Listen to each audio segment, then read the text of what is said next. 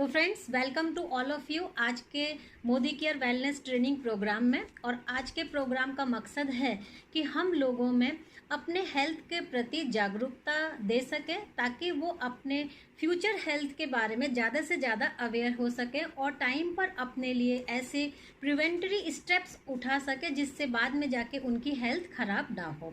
तो आज का जो ट्रेनिंग प्रोग्राम है ये ओस्टोपोरोसिस से जुड़ा है, जो कि एक क्विज फॉर्म में होने वाला है। इस क्विज के लिए प्री डिसाइडेड मैंने क्वेश्चंस तैयार किए थे, जो ग्रुप में डाल दिए थे, जिस पर हम लोग आज क्विज करने वाले हैं। और क्विज के रूल इस तरीके से होंगे कि जो भी क्वेश्चन मैं पूछूंगी उसका आंसर देने के लिए आप लोग हैंड रेज अप करेंगे।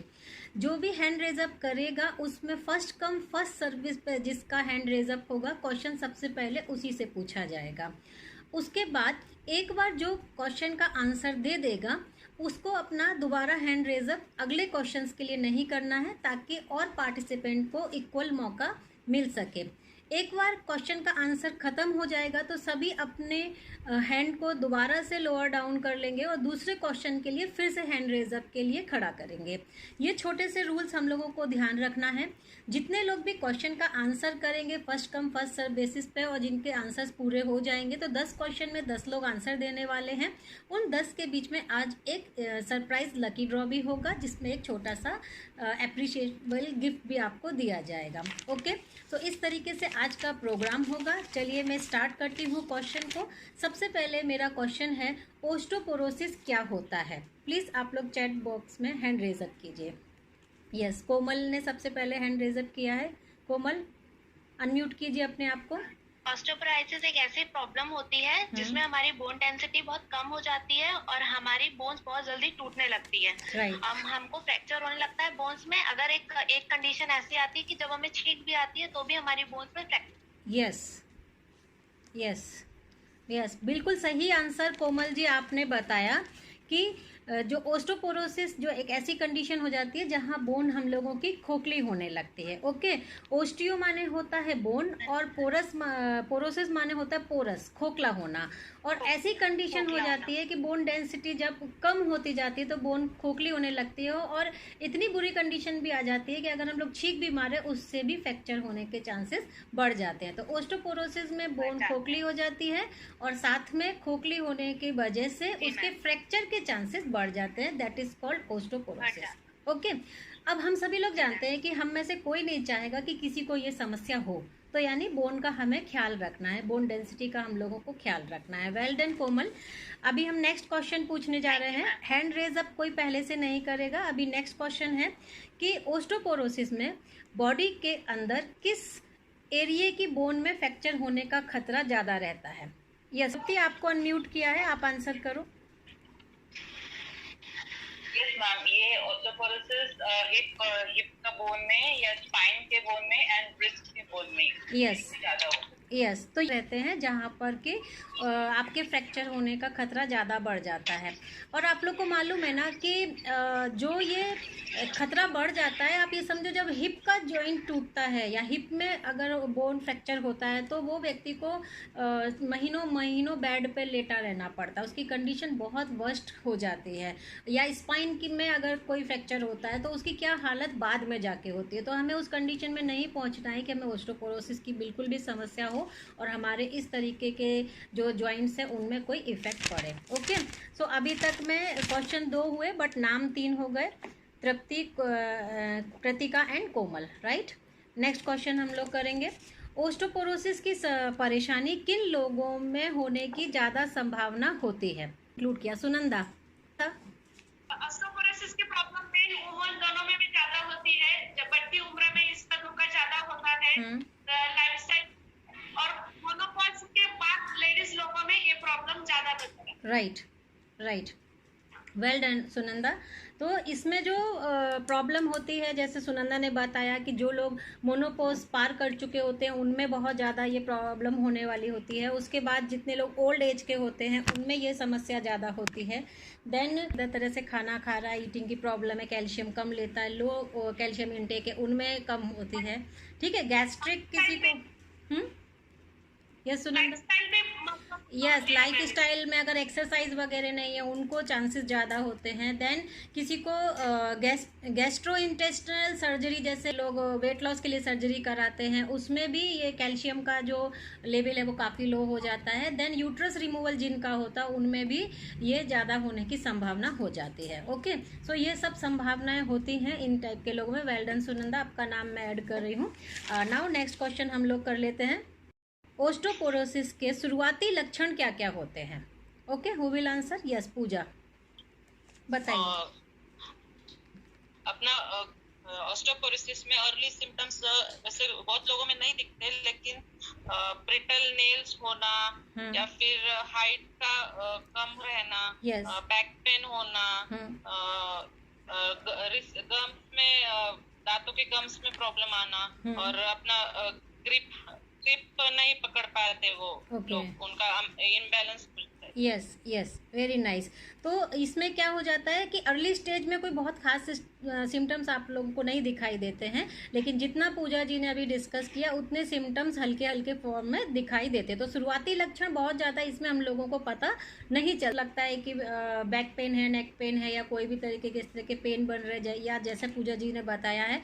और हाइट का लॉस होना, जैसे आपकी हाइट जो थी उसमें से आप जब ओवर द ईयर आप जब उसको मेज़र करते तो आप देखते हैं आपकी हाइट थोड़ी सी कम हो गई, तो यानी आपकी बोन लॉस ज़्यादा चालू हो गई। तो ये सब ही सिम्टम होते हैं शुरुआती तौर पे जो कि हम लोगों को मालूम पड़ पाते हैं। ओके, वेल डन पूजा। नेक्स्ट क्वेश्चन है, ओस्टोपोरोसिस होने के क्या कारण होते हैं? या राजश्री अनम्यूट कीजिए। मॉर्निंग मैम, ओस्टियोपोरोसिस होने का मेन एक कारण ये है कि जब रजोनिवृत्ति यानी कि मेनोपॉज के टाइम हमारे ओस्ट्रोजन की कमी होती है, उसके कारण हमें ओस्टियोपोरोसिस होती है। और दूसरा कि हमारी हड्डियां हैं वो टिश्यू से बनी हुई है जो रेगुलर रीडेवलपिंग का काम करती है। जब कुछ हड्डियां जो मरती है और नई हड्डियों का टिश्यूज का पुनर्निर्माण होता है, पर जैसे उम्र बढ़ती जाती है वैसे रीडेवलपिंग की जो सिस्टम प्रोसेस है वो कम होती जाती है, उसके कारण हमारी हड्डी कमजोर होती है। राइट, वेल डन राजश्री, बहुत अच्छा आपने एक्सप्लेनेशन दिया, एकदम सही एक्सप्लेनेशन दिया कि हम लोगों का जो बोन लॉस होता है, जो सबसे पहले राजश्री ने बताया कि बोन एक लिविंग टिश्यू है, ठीक है, उसमें बोन लॉस और बोन रीजनरेशन दोनों होता है। तो जब हम लोगों का जो बोन लॉस है वो बोन रीजनरेशन से ज़्यादा होने लगता है तो फिर ओस्टोपोरोसिस हम लोगों का डेवलप होने लगता है। तो इन्होंने बहुत अच्छा एस्ट्रोजन का भी एग्जाम्पल दिया जो कि मेरे अगले क्वेश्चन में था हार्मोन से रिगार्डिंग, उसमें भी ये रिप्लाई आने वाला है। Well done Rajshri. Okay, question मैं पूछूंगी कि ओस्टोपोरोसिस की समस्या हम लोगों को ना हो उसके लिए हम क्या क्या कर सकते हैं, क्या क्या सावधानियां बरत सकते हैं? शीतल नाम लिखा है, सॉरी, अनम्यूट कीजिए। यस शीतल, मैंने आपको गुड मॉर्निंग, आवाज आ रही है? गुड मॉर्निंग के मॉर्निंग। आप लोग जब रिप्लाई करें तो अपना वीडियो भी ऑन कीजिए, मैं भी तो देखूंगी ना आप लोगों को। एक ही मिनट, मैं करती हूं वीडियो ऑन। एक मिनट, ओके, ठीक है। यस मैम, जैसे कि आपने पूछा कि हम क्या सावधानी बरत सकते हैं, है ना, यही सवाल था ना आपका? जैसे जो अभी पहला जो क्वेश्चन हुआ, जो मैम ने रीजन बताए वही हम सावधानी बरत सकते हैं। जैसे कि हम एक प्रॉपर डाइट ले जिसमें न्यूट्रिशन प्रॉपर हो, या फिर कैल्शियम डाइट हो अच्छे से हमारा, एक्सरसाइज करे, और वेट भी एक मेन रीजन है ऑस्टियोपोरोसिस का, कि अंडर वेट होना की वजह से भी ऑस्टियोपोरोसिस हो सकता है। तो हम अपना वेट मेंटेन रख सकते हैं उसके अकॉर्डिंगली। और एक है कि स्मोकिंग और एक्सेस अल्कोहल, ये भी एक बड़े रीजन। तो हम स्मोकिंग से ऑफ कोर्स दूर रहे, अल्कोहल से दूर रहे, कि अगर हमें ऑस्टियोपोरोसिस से बचना है तो ये कुछ मेन प्रिकॉशंस है कि जो हम ले सकते हैं इसके लिए। एक्सीलेंट। माने कि मुझे तो ऐसा लग रहा है मैं खामखा अभी तक अकेले ही लेक्चर लेती थी, अभी तो तुम लोगों के आंसर सुन के तो मुझे बहुत ही मजा आ रहा है। और आप लोग ने भी अभी तक नोट्स अपने तैयार किए होंगे, उसमें आप देखिए कि आपका कोई भी ऐसा पॉइंट रह जाता है तो जो भी आंसर बोल रहा है उसमें से और उसको लिख लीजिए। वेल डन, बहुत अच्छा राजश्री जी, एक्सीलेंट। चलिए, अरे धन्यवाद। ऐसे ही एक दूसरे से मिल के सीखते रहेंगे और आगे बढ़ते रहेंगे। ओके शीतल जी, आपका हो गया। नेक्स्ट क्वेश्चन है हम लोग का, हार्मोन लेवल का ओस्टोपोरोसिस से क्या रिलेशन होता है? हार्मोन लेवल का ओस्टोपोरोसिस से क्या रिलेशन होता है? किसी ने किया इसका तैयारी, ये वाला क्वेश्चन?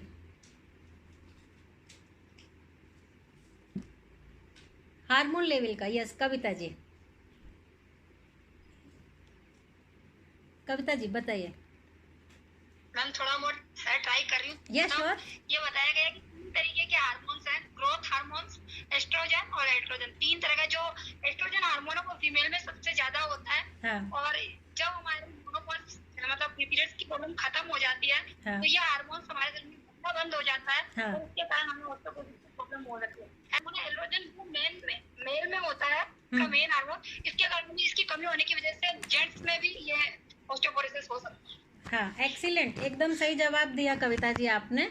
जो ये हम लोग का हार्मोन लेवल है, लेडीज़ का हार्मोन लेवल एस्ट्रोजन और हार्मोन है लेडीज़ के और जेंट्स के, अगर इनमें कमी हो जाती है तो ओस्टोपोरोसिस होने के चांसेस बढ़ जाते हैं। इसके बाद जो थायराइड प्रॉब्लम में भी अगर ज़्यादा जो भी ग्लैंड हम लोग की too much thyroid hormone produce अगर करेगी, उसकी वजह से भी ये प्रॉब्लम क्रिएट होती है।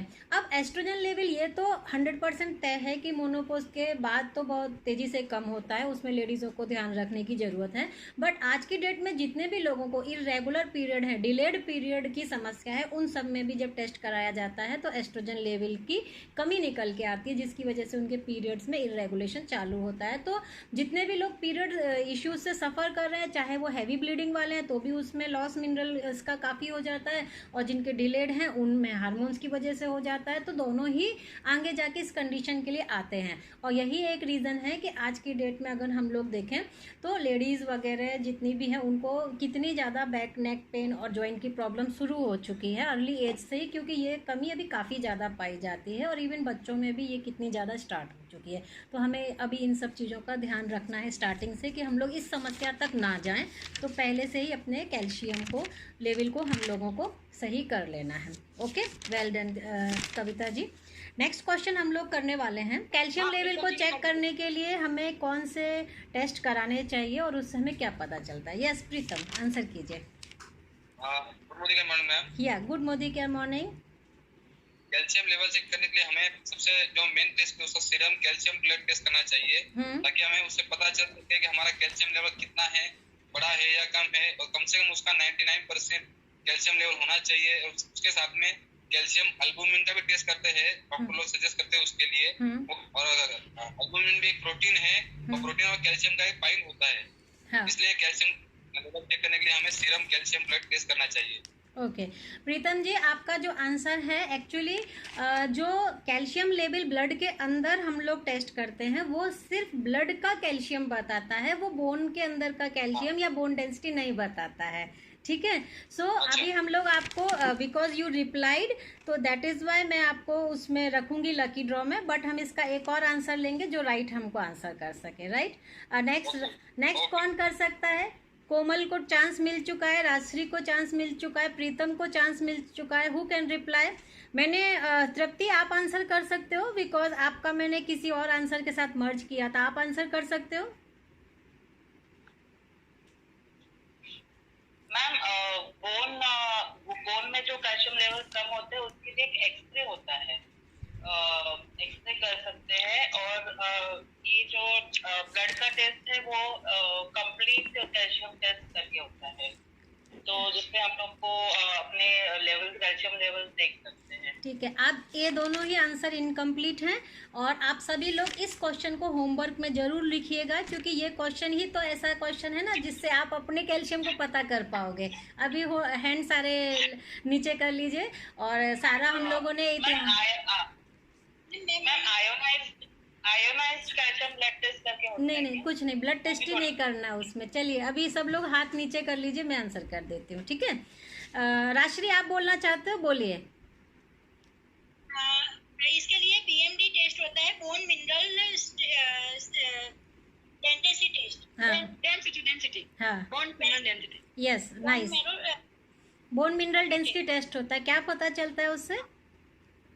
तो आपकी हड्डियों के जो खनिज तत्व की घनत्व होती है ना, उसका वो कितनी कम हो रही है या कितनी बराबर है, उसका टेस्ट किया जाता है। जो एक्सरे का थ्रू होता है, जिसमें 2 पट्टियां लगी होती है, वो आपके हड्डियों के ऊपर से निकाली जाती है। हाँ। और उससे ये पता चलता है कि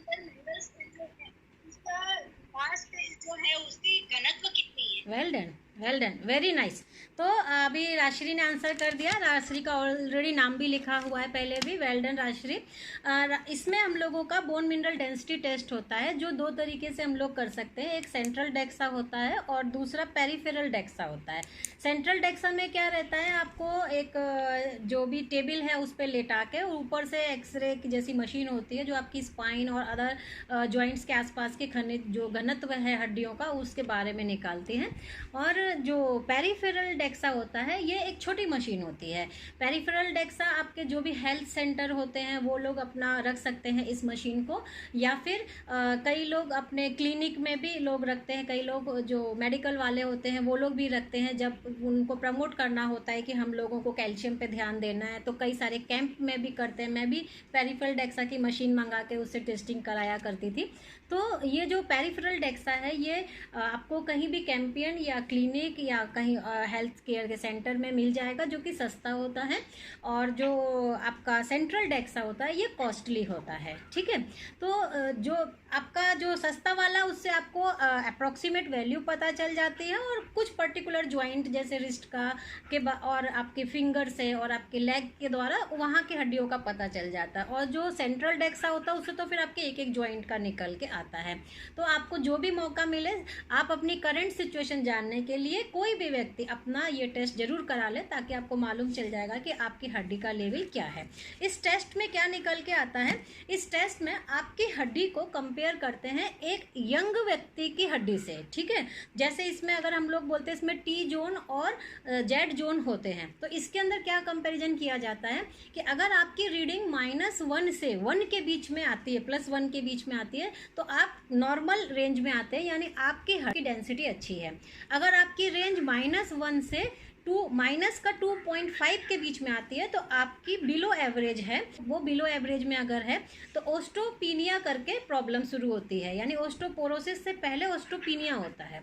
देन अगर आपकी जो लिमिट है ये -2.5 से -4 के बीच में आती है तो आपको ओस्टोपोरोसिस हो जाता है, यानी कि हड्डियाँ इतनी खोखली हो जाती है, जैसा स्टार्ट किया था कि छींक भी मारोगे तो फ्रैक्चर हो सकता है, इतनी हालत ख़राब हो जाती है। तो हम लोगों को क्या करना है, हमें मालूम है कि हड्डी पर तो हम लोग खड़े हैं, लाइफ टाइम हम लोग जो है बोन के सहारे हम लोगों को चलना है। बोन को स्ट्रेंथनिंग चेक करने के लिए हम लोग अपना एक ये कंपलसरी टेस्ट ज़रूर करा सकते हैं, चाहे आप साल में एक बार महंगा वाला करा लें या आपको कहीं क्लिनिक में सस्ता वाला मिल जाए, आप अपनी स्टेज को पता कर सकते हैं। और जैसा मैंने लास्ट टाइम के सेशंस में बताया था कि मैंने एक क्लिनिक में ही अपना टेस्ट कराया था, तब मैं आज से 5 साल पहले ओस्टोपोरोसिस की कंडीशन में आ चुकी थी। मेरा इतना ज़्यादा कैल्शियम लेवल कम था, और जब से मैंने मोदी केयर में ज्वाइन किया, मैंने आपको बहुत बार ये रीज़न बताया है कि मेरा मोदी केयर में रहने का रीज़न यही है कि मैं ओस्टोपोरोसिस से नॉर्मल मेरी बोन 2 साल के अंदर मेरे को मोदी केयर के कैल्शियम मल्टीविटामिन के साथ आ गई थी। इसीलिए ये मेरा फेवरेट बन चुका वेलनेस का कि अरे इतनी अच्छी चीज़ के साथ में हम मोदी केयर में हैं और इतना अच्छा मोदी केयर से रिजल्ट मिल सकते हैं जिसमें मुझे कोई साइड इफ़ेक्ट्स नहीं मिले, ओनली हेल्थ अच्छी ही मिलती गई। उसकी वजह से मैं हमेशा चाहती हूँ कि मोदी केयर हम लोग हेल्थ के बारे में ज़रूर बताएं, अपने आप को अवेयर रख सकें, लोगों को अवेयर कर सकें। तो बहुत बहुत मज़ा आया आज के प्रोग्राम में। और अब हम लोग निकालने वाले हैं लकी ड्रॉ। आज का लकी ड्रॉ कौन रहेगा? तो 9 क्वेश्चन हम लोगों ने पूछे हैं और 10 और बाकी क्वेश्चन हमने नहीं पूछे हैं, टाइम भी कम हो गया और वो भी सब एक दूसरे से कनेक्टेड हैं, जो ऑलरेडी बताए हुए क्वेश्चन है उसी से कनेक्टेड हैं। तो ये मैंने स्लिप बना ली है और ये मैंने नाम लिख लिए हैं 1 to लेके 9 तक। किसी का नाम तो नहीं रह गया, मैं एक बार बोलती हूँ। कोमल है, कृतिका है, तृप्ति है, सुनंदा है, पूजा है, राश्री है, शीतल है, कविता है और प्रीतम है। किसी का नाम रह गया हो तो चैट बॉक्स में टाइप कीजिए जिसने आंसर किया हो और मैंने नाम लिखना भूल गई हूँ मैं। Right, okay. अभी मैंने ये स्लिप्स बनाई है, इसमें से मैं ओनली एक जो स्लिप है ये निकालने वाली हूँ। कोई भी एनीवन, दोनों चीकू को देना। The number lucky draw number is 8, okay. And 8 पे नाम है कविता जी का। कॉन्ग्रेचुलेशन कॉन्ग्रेचुलेशन कविता। ओके, सो कविता आप अपना एड्रेस मुझे भेज दीजिएगा और मैं आपके लिए एक सरप्राइज गिफ्ट भेजूंगी, ठीक है। चलिए, तो मजा आया। नेक्स्ट टॉपिक्स के लिए ऑल टीम आर रेडी? तो इस तरीके से ही हम लोग अब आगे बढ़ाएंगे। और मुझे भी बहुत मज़ा आया, मेरा भी कोई एफर्ट नहीं लगा, सिर्फ मैं पूछती गई और आप लोग जवाब देते रहे। मुझे बहुत ही अच्छा, मतलब ऐसे सेशन तो मैं 3-4 ले लूँ दिन में, इतना मज़ा आया आज के सेशन में। ठीक है, चलिए। सो फिर thank you so much ma'am session. या थैंक यू मैम, वेलकम।